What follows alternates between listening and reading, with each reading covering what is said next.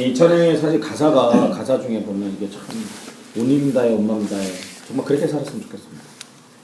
단기 선교팀이 선교를 준비하며 나가는 사람들의 마음가짐이 딱 이래야 되지 않을까라는 생각이 들어서 그냥 들으면서 뭐 단기 선교팀만 아니다 그리스도인이라고 불려지는 우리 모두가 살아야 될 삶의 모습이 이래야 되지 않을까 생각합니다. 사실은 우리가 예수님을 따른다라고 이야기하면서도 반반하잖아요. 사실 솔직히 말하면 반도 안 하시잖아요. 여러분 예수님을 향해 정말 온 힘 다해서 온 마음 다해서 살아보고 계시는 거죠.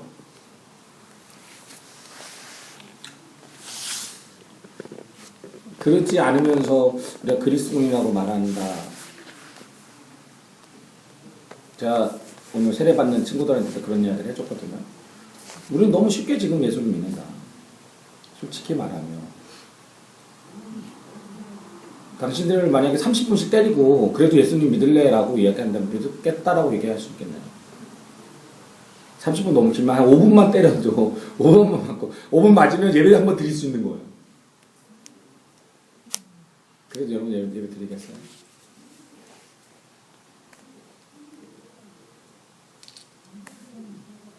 그냥도 드리라고 해도 안 드리는데 그럴 수 있을까? 이 찬양의 고백이 여러분의 삶의 고백이 되었으면 좋겠습니다. 단순히 그냥 찬양이 좋아서 찬양하는 게 아니라 정말 내 삶의 고백이 이런 고백이 될 수 있어요. 그러면 선택의 문제 속에서 참 쉬워질 수 있어요. 선택의 문제 속에서. 여러분들도 지금 많이 선택하고 계시잖아요. 그죠? 이 선택의 문제들 속에서 좀 더 쉬워질 수 있지 않을까. 내가 온 힘을 다해 온 마음 다해 주님을 사랑한다. 어린 양을 따르겠다라고 고백하는 것이 여러분들의 삶의 고백이 되어줄 수 있겠습니다. 나는 이 양을 따르리 온 힘 다해 온 마음 다해 그의 명령에 순종하리.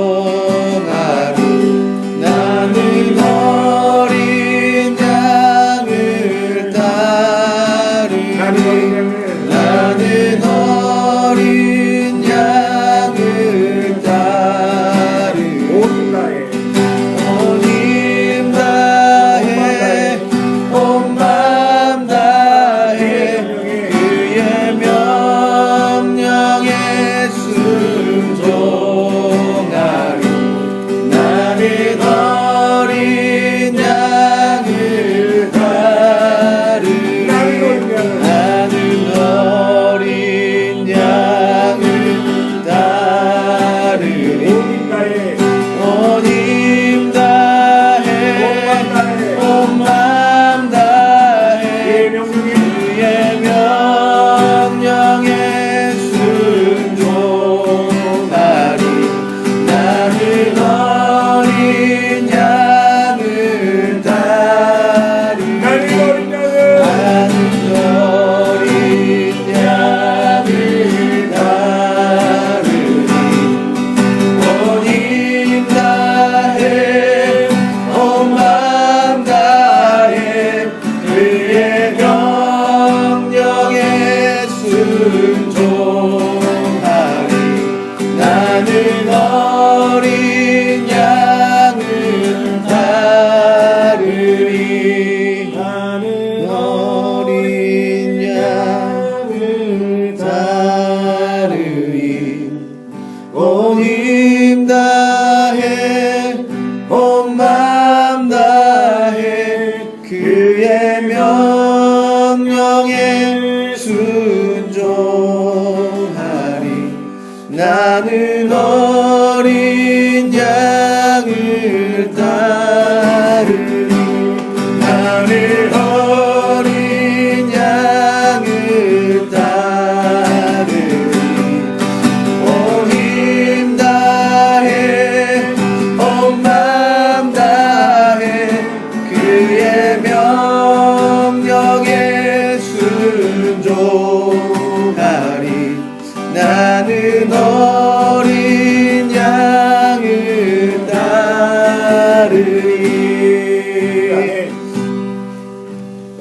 방주에는 키가 없습니다. 키가 필요치 않았습니다. 왜냐하면 그 방주의 주인은 선장은 하나님이셨기 때문에. 그래서 하나님이 가라고 하면 가고 하나님이 멈추게 하시면 멈추면 됩니다.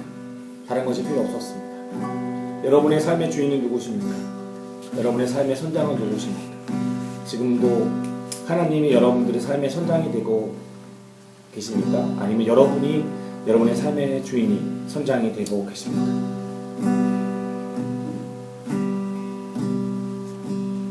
내 삶의 주인이 하나님이시라는 것은 내 뜻대로 살아가는 것을 말하지 않습니다. 50%만 하나님의 명령에 순종하는 것을 말하지 않습니다. 80%만 하나님의 명령에 순종하는 것을 말하지 않습니다. 내 삶의 주인이 하나님이시라는 것은 여러분 온 마음과 온 힘을 다해 하나님의 명령에 순종하는 삶이 바로 하나님이 나의 선장된 삶의 모습입니다. 여러분 삶에서 무엇을 선택하고 계십니까? 무엇을 선택하고 무엇을 선택해서 나아가고 계십니까? 예수님을 따르시길 바랍니다. 하나님을 따르시길 바랍니다. 성령의 음성에 귀 기울일 수 있게 소망합니다. 이제 우리 함께 기도합시다. 우리 강기 선교팀에 하나님 허락하시면 감사하며 우리의 모든 것이 주인이 바로 하나님이 되시길 소망하며 나아갑니다. 이제 우리 기도할 때 하나님 우리 온 힘 다해 온 마음 다해 하나님을 섬기며 나갈 수 있는 하나님의 거룩한 자녀가 될 수 있게 달라고 그렇게 살아가는 그렇게 나아가는 우리 강기 선교팀이 될 수 있게 달라고 우리 자기가 우리 서로가 서로도 중보하면서 이 시간 기도하도록 하겠습니다. 주여 그리스도의 기도하겠습니다.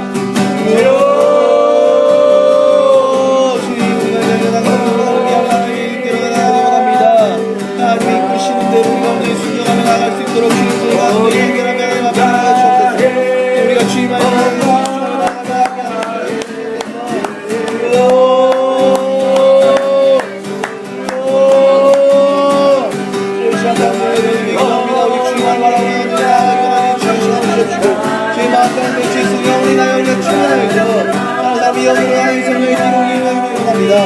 이 시간 가운데 우리가 기도하며 우리가 모든 것들이 하나님을 원합니다. 우리 주인 되시며 하나님의 인자신 그릇에 나갈 수 있도록 해주시고 오늘만 내가 바라보며 나아가는 것들이 오늘 하나님을 예배하며 나아가는 것들에 우리가 오늘 당연 오늘 팀에 하나님이 일어나시는 기쁨이 나갈 수 있도록 해주시옵소서. 주여주시옵시고 우리 마음을 부시고 우리 이끌어 주시옵소서.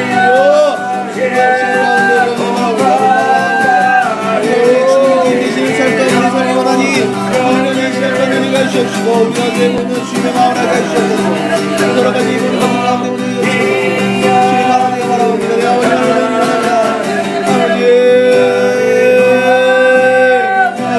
아버지 하나님을 바라봅니다. 우리 알게 해주옵소서. 우리의 모든 방향들이 나의 각자의 길이 아니라 나의 소리를 듣는 것이 아니라 우리 주님이 원하시는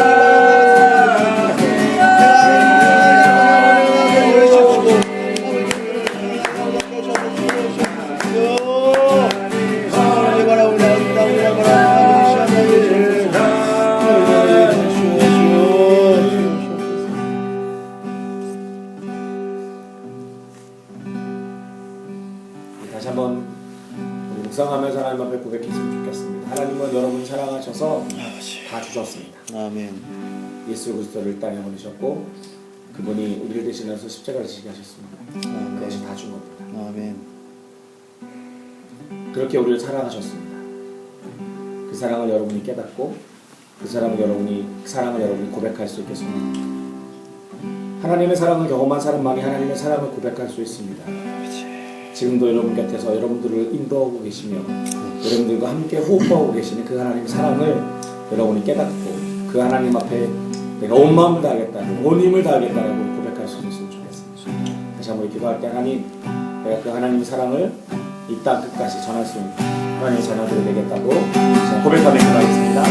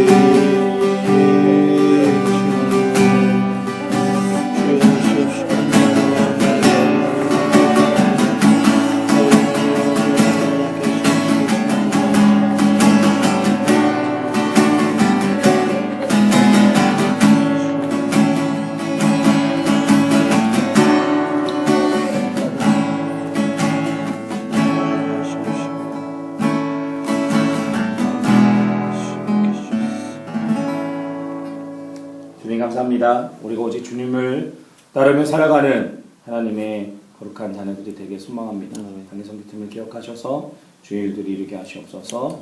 예수님의 이름으로 기도합니다. 아멘.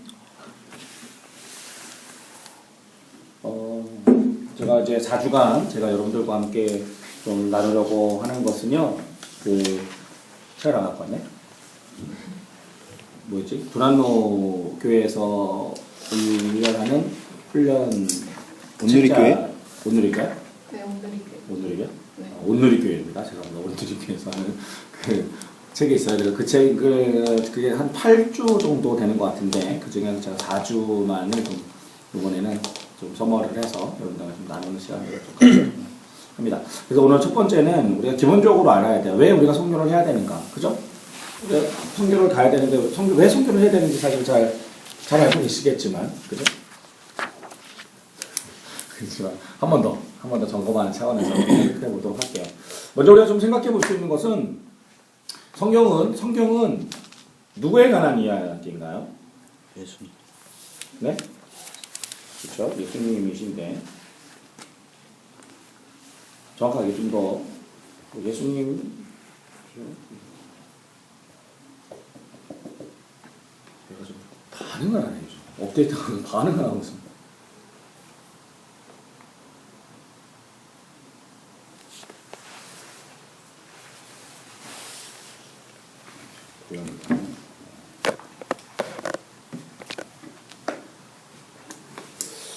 성경 예수 그리스도에 대한 책이지만 조금 더 면밀하게 말한다면 성경은 하나님에 관한 책입니다.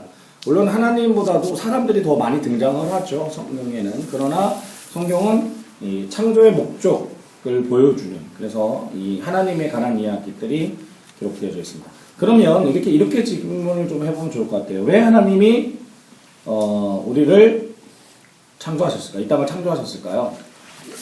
이유는 왜 하나님이 이 땅을 창조하셨을까요?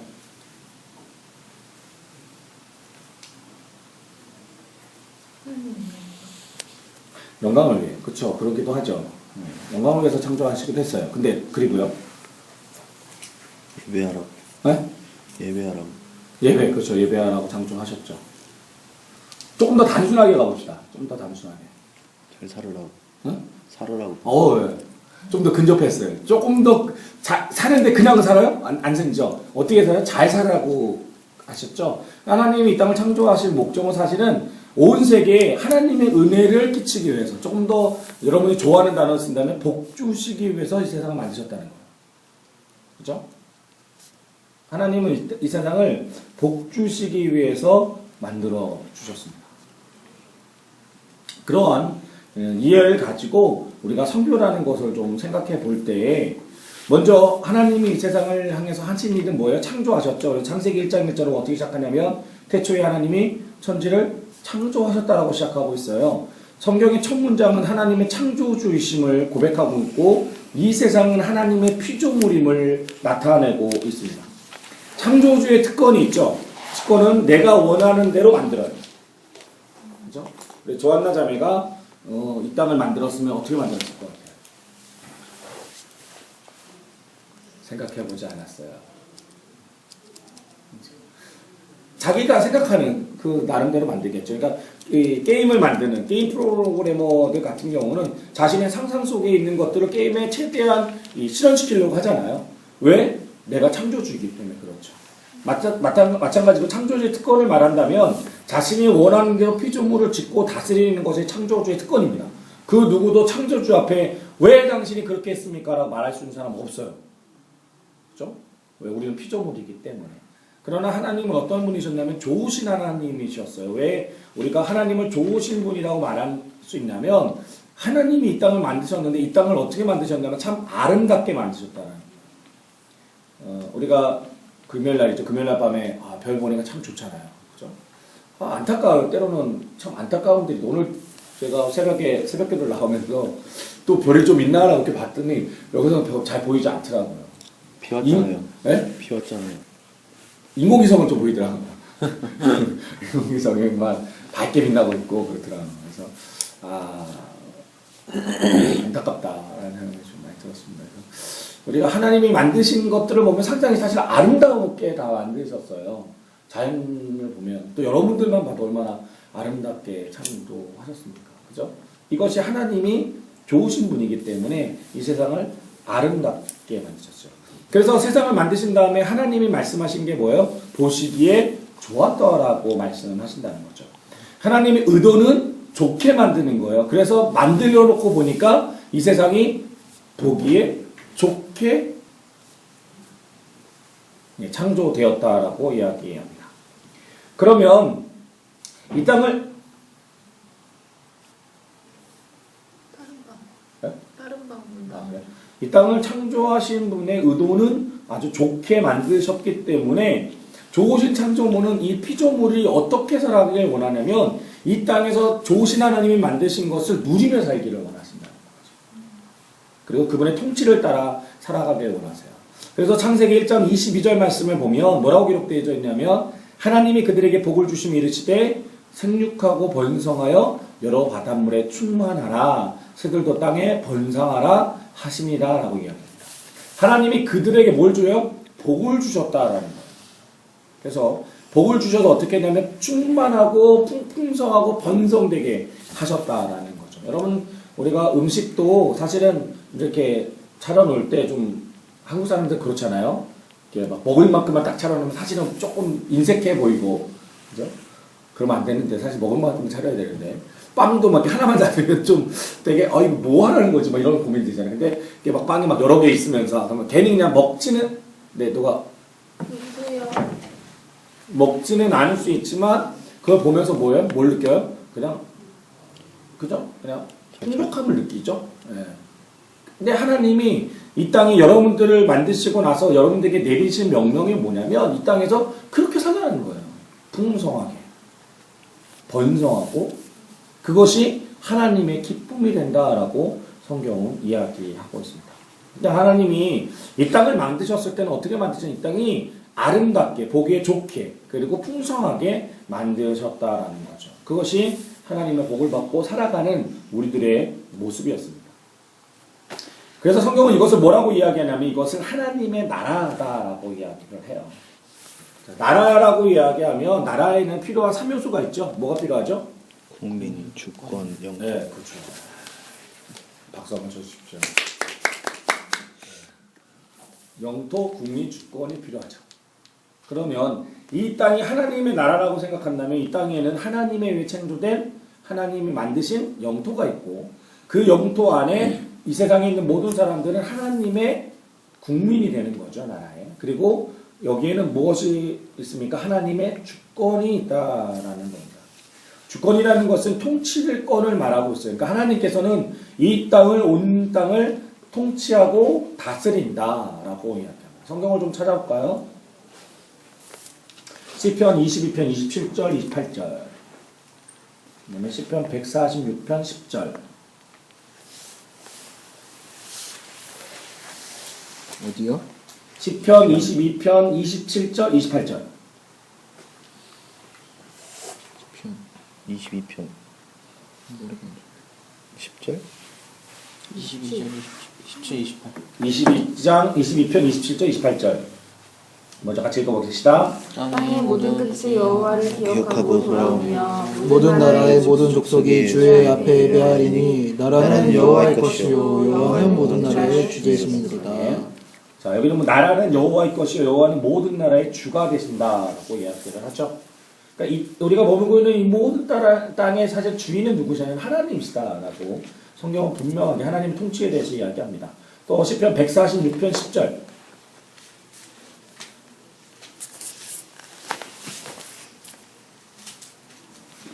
같이 읽어봅시다. 시작. 시온아 못 찾았어요. 146편 10절 이사 여호와의 통치 다스리시고 내 하나님은 대대로 통치하시리로다. 할렐루야. 네. 내 하나님은 대대로 여기를 어떻게 하신다고요? 통치하시리로다. 네, 통치하시고 다스리신다라고 이야기를 합니다. 그러니까 여러분 이 땅은 누구의 통치를 받는 것이 맞냐? 하나님의 창조의 사역 속에 이 땅의 주권자는 누구였냐면 하나님이었어요. 그렇죠? 그런데 이런 하나님이 통치하시는 세상을 싫어하는 무리들이 있었습니다. 그게 뭐예요? 사단이죠. 뭐 사단에 대한 것들은 뭐 잘 아시니까 사단은 사실은 이 천사장이었죠. 천사장이었는데 천사장으로 있다가 이제 타락한 천사장이 됐는데 그들이 왜 타락하게 됐느냐? 이유는 하나입니다. 지극히 높은 이와 같아지기 위해서 타락합니다. 자, 찾아볼까요? 이사야 14장 14절.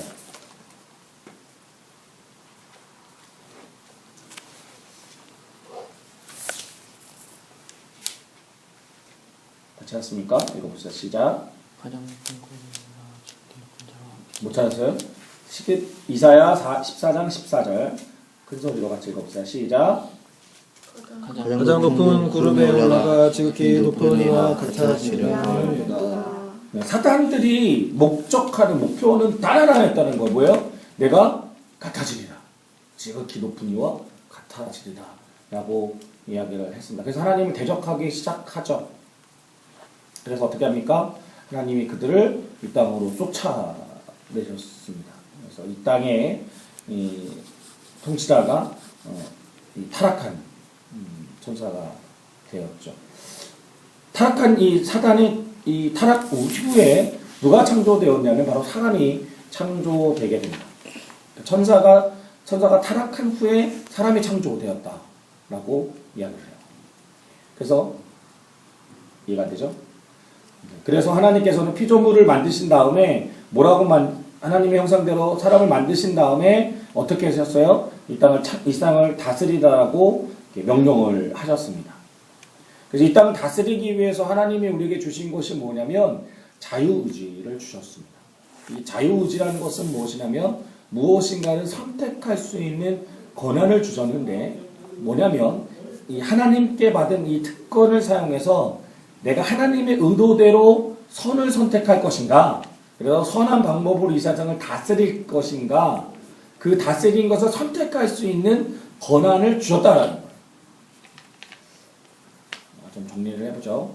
자, 하나님 이 땅을 선하게 만드셨잖아요. 그리고 선하게 만드셨을 때 사람을 어떻게 만드죠? 자신의 형상대로 만들면서 이 땅을 다스리라고 명령하셨어요. 그죠? 그러니까 사람은 이 땅을 어떻게 선하게 다스려야 되냐면 하나님이 선하게 보기 좋게 만드신 것처럼 선하게 다스려야 된다는 거죠. 그렇게 선하게 다스리기 위해서 사용해야 될 하나님이 주신 권한이 뭐냐면 자유의지라는 거예요. 그러니까 선을 선택할 수 있는 권한을 주셨다라는 것이고, 그리고 그 권한이 사람에게 주어졌음을 표시하는 것이 뭐냐면 선악을 알게 하는 나무입니다. 그러니까 선악과라는 것은 하나님께서 인간에게 선을 택할 수 있는 특권을 주셨다라는 것을 알게 하는 표식이 됐다는 거죠. 네, 표식이 됐다는 거. 좀 어렵나요? 이해되시죠? 우리가 사실 고민을 하잖아요. 왜 선악과를 주셨지? 선악과를 안 만드셨으면 얼마나 좋았을까? 라고 생각할 수 있잖아요. 그죠? 근데 하나님이 사람에게 자유의식을 줬는데 그 자유의식은 그냥 주신 것이 아니라 하나님을 쫓아서 이 땅을 선하게 다스리라고 하나님이 우리에게 주신 것이 자유의지라는 권한이라는 거예요. 그러니까 우리는 명백하게 하나님을 쫓아 살아가는 것을 선택하면 살아가야 된다는 거죠. 그죠? 그 밑에 선도 있고 악도 있었어요. 네? 선함도 있고 악함도 있었나요? 자, 그래서 앞에 제가 설명을 한 게 뭐냐면 이 타락한 천사에 대한 이야기를 했죠. 그러니까 천사가 타락했고 그 타락한 천사가 타락한 이유는 뭐였어요? 하나님과 같아져요. 하나님과 같아지기 위해. 자, 이런 관점에서 본다면 뱀이 이제 선악과를 하와를 유혹하면서 하는 이야기들 중에 맥락이 뭐냐면 내가 주와 같아지라. 내가 하나님과 같아지리라고 이야기한다. 그죠? 그럼 이게 지금 이제 천사가 타락한 이유와 이 뱀의 유혹이 일맥상통한다라는 거죠. 그러니까 아담과 하와가 에덴에서의 삶은 물론 우리가 보진 않았어서 알 수는 없지만 상상컨대 되게 재밌지 않았을까요? 우리가 옛날에 사막에 샘이 넘쳐 우리가 뭐 이런 찬양을 하면서 보면 사자골에 손을 넣고 뭐 이렇게 뭐 하잖아요. 그러니까 대단히 이 양육강식이 존재하지 않은 그런 서로가 서로를 위하며 살아가는 삶의 모습이었다라는 거죠. 그를 다스릴 수 있는 권한은 바로 자유의지라는 선을 선택하는 사람에게 주신 하나님의 능력들을 가지고 같다라는 거죠. 그러니까 우리가 지금의 세상에서 살펴볼 때 우리는 머릿속에 어떤 고정관념들이 있냐면 사자나 맹수는 악해라고 생각하고 있어요. 그죠? 여러분 머릿속 상어 악하잖아요. 그죠? 아니에요? 배가 고픈 거죠. 근데 얼핏 여러분들의 머릿속에 벌써는 그러니까 그 구분을 져놓는 거예요. 근데 하나님의 창조의 모습에서 봤을 때는 하나님의 창조의 모습에서 봤을 때는 그것도 어떻게 했을까요? 보시기 좋았다라니까. 막 사자가 막 덤블링하면서 하나님하고 제동피고 있다. 한번 상상해보세요. 되게 재밌지 않았을까요?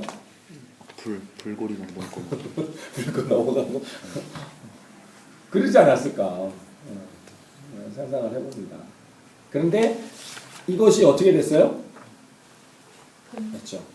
하나님의 의도는 하나님은 사람이 늘 선한 것을 선택하면서 살아가고 다스리길 원하셨지만 사람은 이러한 의도와 다르게 어떻게 합니까? 이제 타락했죠. 예, 악을 선택하게 돼요. 악이 뭐라고요? 하나님과 같아지라. 여러분 피조물이 창조주와 같아질 수 있다? 불가능합니다. 그죠? 옛날 그런 거 있잖아요. 이모티콘 뭐 이렇게 그런 영화 있었던 것 같은데 그 이모티콘? 게임에서 나오는 친구가 막 각성을 해서 자기가 진짜 사람인 것처럼 막 생각되어지는 뭐 영화가요? 그런 게 있었어요. 그런 거 뭐 있었잖아요. 그 뭐지? 생각이 안 나요. 근데 그게 우리 만약에 예를 들면 여러분이 이제 그 게임 안에 그 뭐 이렇게 옛날에는 다마고치라고 그랬는데 이렇게 키우는 그게 어느 정도 크다 보니까 이 녀석이 각성을 하는 거예요. 아, 나 사람인가? 나 사람인 것 같아. 막 이렇게 온다면 어떻게 할 것 같아요? 여러분이라면 바로 니셋 하지 않을까요? 막 내가 막 밥 주면 나 밥 먹기 싫어 막 이렇게 막 하고 일 시키면 나 일 안 할 거야 막 이렇게 하고 막 난 하나님이란 말이야 뭐 이런 식으로 뭐 이렇게 하면 바로 니셋 버튼을 막 누르지 않겠어요? 피조물이 창조주와 같아진다는 것은 사실 있을 수 없는 일인데 정작 사람은 그렇게 생각을 해요. 피조물과 같아진다. 지금 현재 살고 있는 많은 사람들도 그렇게 살아간다라는 거죠. 그래서 하나님이 사실 계획하시고 세우신 것과는 다르게 이 땅이 엉망진창으로 변해져 버렸다라는 겁니다. 이 땅이 이제는 사단이 통치하는 세상으로 바뀌게 되었다라는 거죠. 그러나 하나님은 앞에서도 설명해 드렸지만 선하고 참 좋으신 하나님이셨죠. 그래서 이 땅이 이대로 흘러가는 것을 두고 보지 않으시고 어떻게 하셨습니까? 인간이 타락하자마자 곧바로 새로운 계획을 세우셨다라는 거죠. 잘 아는 창세기 3장 15절 말씀이죠. 내가 너로 여자와 원수가 되게 하고 내 후손도 여자의 후손과 원수가 되게 하리니 여자의 후손은 내 머리를 상하게 할 것이 너는 그의 발꿈치를 상하게 할 것이냐 하시고 라고 이야기하죠. 이 세상에 하나님은 다시 한번 하나님의 이 통치를 회복시키기 위해 이 사단을 무찌르기 위한 계획을 세우셨고 진행해 나가셨습니다. 그래서 그것이 바로 예수 그리스도의 십자가 사건과 함께 이 땅에서 이루어지는 것을 볼 수 있죠. 사탄은 인류의 구원자이신 예수 그리스도께서 오심으로 인해서 이제 더 이상 이 땅의 주인이 되지 못했습니다. 영원한 인간을 해방시킨 예수 그리스도의 죽음과 부활의 사건은 하나님이 우리를 향해 계획하고 계신 일이었고 또 그 일은 이루어졌다라는 거죠. 그래서 이 일로 인해서 어떻게 됐냐면 다시 통치권이 하나님께로 돌아갔습니다. 그러니까 하나님이 이 땅의 통치자였지만 이것이 사람의 타락과 범죄로 인해서 통치권이 악한 사단에게 넘어갔었다면 다시금 이 통치권이 되돌리기 위한 하나님의 방법과 계획은 예수 그리스도셨고 그 예수 그리스도를 통해서 다시 통치권이 하나님에게로 돌아왔다는 거죠. 다시 말하면 지금 이 세계의 주인은 누구세요? 하나님이 되셨어요. 그래서 이 세상은 다시 하나님의 목적대로 복을 받고 하나님이 통치하는 즐거워하고 영생을 누리는 하나님의 나라가 완성되었다라는 사실입니다.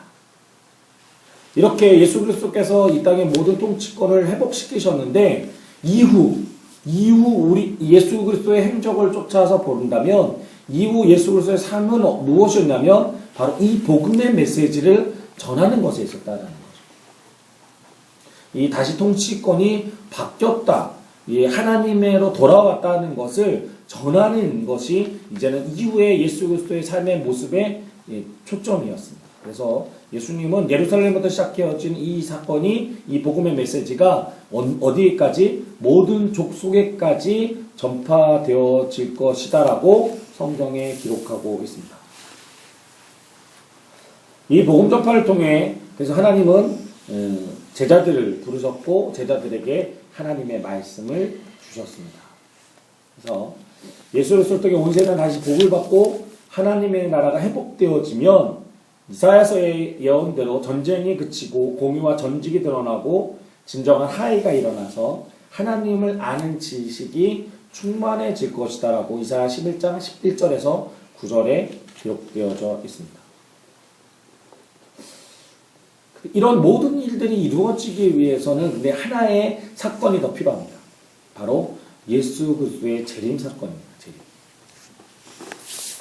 이 예수 그리스도께서 하나님의 통치권이 회복되어지면서 약속된 하나님의 나라가 이 땅에 이루어지는 일들이 벌어질 텐데 그 이루어지는 일들은 언제 이루어지느냐? 바로 예수 그리스도의 재림 사건에서 이루어진다. 그렇죠? 그러면 예수님의 재림은 언제 이루어집니까? 우리 말씀을 좀 찾아볼까요? 24장 14절. 어디요? 마태복음이요. 제 얘기 아니고요. 마태복음 24장 14절.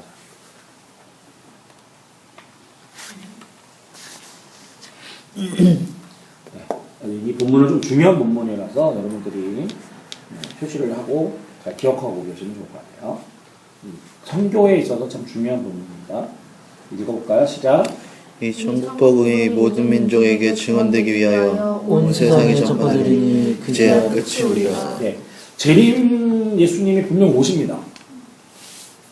물론 날짜는 알 수 없지만 우리가 그 상황과 환경은 알 수 있어요.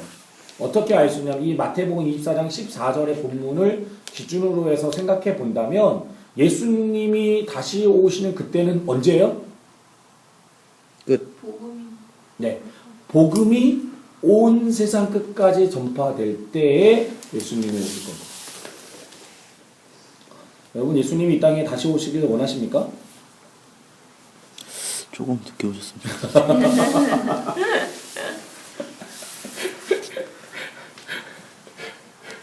예수님이 이 다윗이 오시면 이 땅에 하나님 나라의 그 모든 에덴의 모습이 회복되어진다니까. 우리 다시 이제 사자랑 묵찌빠 하면서 딱밥 때리게 하고 막 그래야 돼요. 코끼리 등 타고 와. 그래야 된다니까. 재밌지 않겠어요?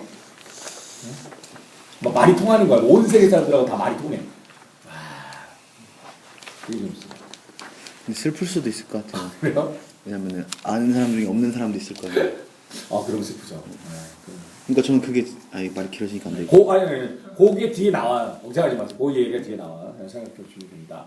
그래서 이 복된 소식이 언제, 정말 중요한 것은 우리가 날짜는 몰라요. 그러나 현상과 상황을 볼 수 있어요. 언제 오신다고요? 다 전파될 때. 네, 온 세상 끝까지 하나님의 복음 전파될 때. 저기 세계 지도가 있는데요. 아직도 저 세계 지도에 보면 미정도 종족이 너무나 많아요.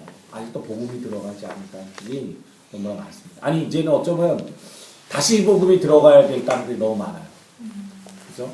유럽이라든지 미국이라든지 이런 나라는 다시 복음이 하나님의 복음이 들어가요. 복음이 사라졌어요. 복음이 존재하지 않아요. 그리스도의 복음이 없어졌어요. 다시 복음이 들어가야 됩니다. 그뿐만 아니어도 저기 세세한 정말 그 보시면 세세한 그 종족이죠. 종족. 그죠? 나라가 아니라 종족. 그 종족들에는 아직도 복음이 들어가지 않은 나라들이 너무너무나 많다는 거예요. 그런데 주님은 언제 오신다고요? 저 땅에 다 하나님의 복음이 전파돼요. 믿는 것까지 포함되는 거예요? 네? 믿는 것까지 포함되는 거예요? 전파돼야죠. 그러니까 믿고 안 믿고는 이제 다시 한번 얘기하겠지만 그 사람의 선택의 문제잖아요. 근데 어쨌든 복음이 그곳에는 전달돼야 되죠. 근데 중요한 건 저기에 복음이 전달되지 않은 나라들이 너무나 많다는 거죠. 근데 그게 애매한 게 말 길어지니까 안 되겠구나. 그 기준은 그 판단은 누가 하세요? 예수님이 하실 거예요. 야, 이제 됐다라는 것은 예수님이 하시겠죠. 다만 우리가 해야 될 일은 뭐냐면 우리가 해야 될 것은 복음이 전파되게. 아니 그게 무슨 말이냐면은 지금 보통 사람들은 민족의 수를 가지고 복음 전파가 되느냐 안 되느냐를 판단하잖아요. 지금 네. 사람들이. 근데 제가 볼 때는 같은 민족이어도 어떤 사람이 복음을 듣기까지는 시간이 꽤 걸린단 말이에요. 더 걸릴 수도 있죠. 그럼 그 사람은 만약에 그런 숫자로 한다면은 드디어 복음 전파가 다 됐습니다라고 했을 때 아예 못 들어본 사람이 있을 거 아니에요. 우리 민족은 들었는데 나는 못 들은 사람이. 그럴 수도 있죠. 그럼 그런 사람이 만약에 그러면 갑자기 예수님 짠 나타나시면 누구지? 갑자기 이러고. 그래서 우리는 하나님의 복음을 증거하는 것을 멈추지 말아야 된다는 거예요. 어쩌면 이 나라도 사실 이 나라가 복음이 다 증거가 됐잖아요, 그죠? 됐다라고 생각하지만 사실상 복음을 듣지 못한 사람들이 많이 있다라는 거예요. 우리나라는 아직도 미전도 종족 국가예요. 미전도 종족 국가. 어떻게 국가가 기독교가 우리 국교라고 해야 전도 국가가 되는 거예요? 이게 그 세계 기독 정보라고 해서 어느 그 선교사님이 출판한 책이 있어요. 그 책이 정말 세세하게 아주 나라들을 잘 비싸서 지금 못 사고 있는데 제가 사실 사고 싶은데 너무 비싸요. 책이 너무 비싸요. 8만 원인가 돼도 8만 원인가 되게 비싸요. 하나 사줘요. 하나 사줘요. 목사님을 위해 모금합시다. 그 지금 사줘요. 거기 보면 그 정말 세세하게 잘 나와 있다라고 이야기를 하더라고요. 거기에 보면 이 나라는 복음화율이 어느 정도 되는지. 그러니까 그 나라 말씀하신 것처럼 나라 안에 종족이 또 다르잖아요. 근데 종족 안에도 복음이 안 전달된 종족들이 또 있단 말이죠. 그런 세세한 것까지 또 이렇게 돼 있는 책자가 있더라고요. 그러니까 중요한 포인트는 일단 그런 거예요. 하나님은 예수 그리스도가 이 땅에 다시 오실 때 여러분들이 기대하는 정말 하나님의 나라가 이 땅에 임할 텐데 그 임하는 시점은 온 세계, 온 모든 민족에게 하나님의 복음이 증거될 때만이 가능하다는 거. 그래서 중요한 거는 뭐냐면 하나님의 복음이 증거돼야 된다는 거죠. 왜 그렇잖아요. 우리가 선교로 가야만 되나요? 이렇게 가야죠. 그죠? 하나님이 예수님이 오셔야 되는데 오시려면 복음이 증거돼야 되잖아요. 어쩌면 여러분이 생각하는 그 선교의 지역은 우리가 다른 민족이라고 생각할 수도 있지만 아니라니까요. 이 땅에서도 여러분이 복음 증거를 해야죠. 때마다. 여러분 감동 주시면 메시지를 전화해야 돼요. 여러분이 만나보고 예수 그리스도 복음 증거하셔야 됩니다. 제가 그 대학 1학년 때인가 2학년 때 아르바이트를 했어요. 근데 사장님이 이단이었어요. 네, 거기 제가 종업원으로 그 아시스 매장이었나? 목사님 서울신대 다니는 줄 알고 뽑은 거예요? 아니요, 그냥 친구가 그냥 소개해가지고 그런 마음을 주셨어요. 복음 전해서 전했죠. 영적 전쟁이 시작된 거 그때부터. 기도 많이 했어요. 일하면서 기도 많이 했어요. 생각들을 많이 하는데 일단 일단 삶도 잘 살아야겠죠. 그죠? 그리스도인이 막 이렇게 엉망으로 살면 안 되잖아요. 다 아는데 그렇게 살면 안 되겠지만 어쨌든 하나님이 뭐냐면 중요한 건 뭐냐면 여러분들에게 자주일 수도 있겠지만 가끔씩 그 마음대로 주시잖아요. 이 사람이 복음 전하요. 그럴 때 머뭇거리면 안 된다. 복음 증거하셔야 돼요. 정말 담대하게 하나님은 이 땅의 창조주라는 것을 예수님은 나의 구원자가 되신다는 것을 성령님이 여러분과 동행하신다는 것을 증거하셔야 돼요. 때로는 그게 가족이 될 수도 있고요. 때로는 친척이 될 수도 있고요. 때로는 친한 친구가 될 수도 있어요. 그렇죠? 마음에 주신 것을 여러분이 무시하지 말라는 거. 성령의 음성을 여러분 무시하지 마세요. 그래서 복음이 증거돼야 된다는 거죠. 그래서 재미난 어떻게 보면 이상한 일이 벌어졌죠. 뭐냐면 예수님이 한 번 오신 것이 아니라 2번에 걸쳐 오신다는 거예요. 예수님은 초림하셨죠. 언제 오셨어요? 2000년 전에 예수님이 유대 베들레헴 땅에서 오셨잖아요. 그죠? 그리고 예수님은 다시 오시겠다라고 얘기하셨다는 거죠. 왜 예수님은 이렇게 2번에 걸쳐서 오셔야만 했냐라는 거예요. 아니 한 번 오셨을 때 하나님의 나라를 땅에 완전하게 임하게 하실 수 없었을까요?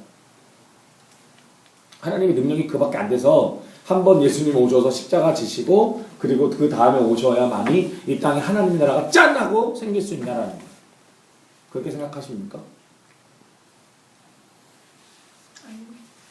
아니라면 왜 하나님이 예수님을 두 번에 걸쳐서 오게 하셨을까? 여기에는 놀라운 하나님의 은혜가 있습니다. 여러분, 우리가 하나님의 나라가 임하는 곳에는 모두 같이 임해요. 죄, 네. 죄에 대한 심판. 네, 그렇죠. 심판입니다. 우리가 때로는 우리는 뭐 그리스도인이기 때문에 그렇게 생각하실 수 있겠지만 우리는 하나님의 나라만 봐요. 그죠? 하나님의 나라에 나 너무 좋겠다라고 생각을 하시는데 하나님의 나라와 더불어서 함께 오는 것은 뭐냐면 심판이에요. 멸망. 그러니까 영생과 함께 오는 것이 사망이라는 거예요. 영원한 죽음, 하나님과의 단절. 그것이 함께 따라온다라는 겁니다.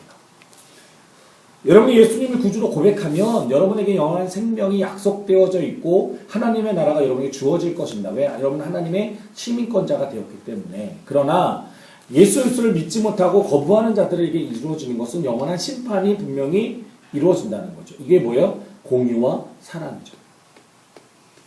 하나님은 우리를 사랑하셨기 때문에 하나님의 나라에 들어갈 수 있는 길을 열어주셨습니다. 이것이 하나님의 사랑이지만 그렇기 때문에 모든 사람을 또한 들어갈 수 없고 하나님은 공의로우시기 때문에 그 들어갈 수 있는 조건에 합당한 사람들만을 들어가게 하신다는 거죠. 그것이 하나님의 사랑과 공의가 완벽하게 이루어지는 것이다. 이것을 만족시키기 위해서 필요한 것이 바로 예수님의 초림과 재림의 사건입니다.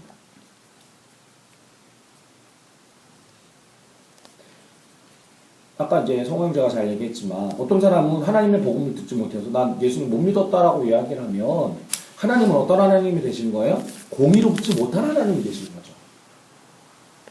자, 우리가 상상컨대 예수님이 하나님 나라 이루시는 것이 첫 번째 예수님 오셨을 때 십자가 사건에서 사람들이 그렇게 말했잖아요. 야, 너 하나님의 아들이면 내려와봐. 그럼 믿을게. 그 딱 내려와서 딱 그 사람들 다 믿게 한 거야.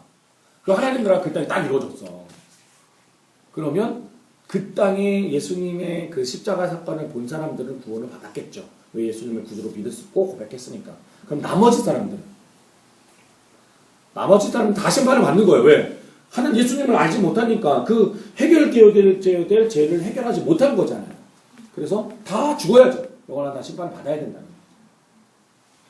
그래야 하나님은 어떤 하나님이에요? 공의로운 하나님이 되실 수 있다. 그렇기 때문에 예수님은 십자가 사건을 통해서 이 땅에 하나님 나라가 세워졌다는 복된 소식을 만드셨고 그 복된 소식이 이 모든 민족에게 전파될 때까지 기다림이 필요하시다는 거죠. 그것이 재림이 올 때까지라는 거죠.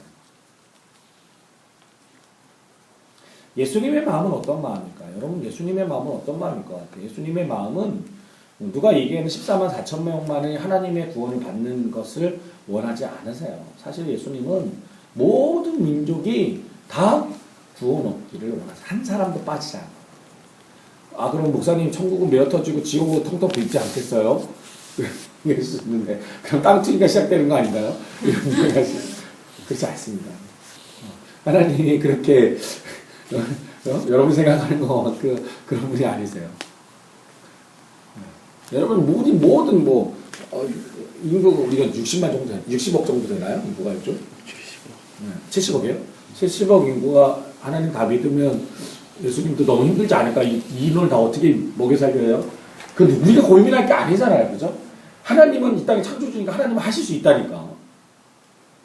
그런 것을 보여주신 것이 바로 이스라엘을 선택하고 이스라엘을 세우시고 이스라엘을 이끌어 가신 모습이었죠. 하나님이 40년간 이스라엘 백성들을 광야길을 인도하셨어요. 그죠? 그러나 이 40년간 광야길을 걷는 이스라엘 백성들이 놀라운 기적이 일어났다는 거죠. 옷이 헤어지지 않아요. 신발이 헤어지지 않아요. 저는요, 소시적에 신발을 한 달에 2켤레를 헤어진 적도 있거든요. 한 달에 두 켤레가 헤어지더라고요. 계속 그 신발만 신고 다니니까. 그때는 뭐 이렇게 질이 좀 진짜 안 했던 거겠죠. 근데 어떻게 40년간 신발이 헤어지지 않냐고. 그때는 더 좋은 신발이었어요. 막 초강력 울트라 고무로 만든 신발이었을까요? 아니에요. 그죠? 이스라엘 백성들이 그 당시에 신었던 신발이 우리가 생각하는 그 쪼리 같은 신발인데 뭐 얼마나 강하면 그게 강하겠어요. 근데 40년간 그게 헤어지지 않는다니까. 옷 여러분 가난해가지고 여기 막 찢어지는 옷들이 많이 입고 다니잖아요, 그죠? 근데 그게 안 헤어진다니까. 40년간. 놀라운 일들이 일어났다는 거죠. 그런 하나님이 70억 인구 못 먹이 살릴까요? 네? 40년간 그 이스라엘 백성들에게 아침 저녁으로 만나와 메추라기를 먹이신 하나님께서 70억의 인구를 못 먹이실까요? 아니에요. 하나님이 원하시는 것은 한 사람도 심판받지 않고 하나님의 나라에 들어가는 거예요. 그래서 하나님은 지금도 뭐하고 계세요? 기다리고 계십니다. 그래서 다시 예수께서 이 땅에 오시지 않는다는 거예요. 그렇기 때문에 우리가 먼저 하나님을 알게 된, 예수 그리스도를 알고 믿게 되고 고백하게 된 우리들이 해야 될 일이 생겼어요. 그게 뭐예요? 이 예수님의 초림과 재림 사이에 우리가 해야 될 역할, 사명은 뭡니까? 바로 예수 그리스도를 전해야 된다. 어디에? 온 세상에 전해야 합니다.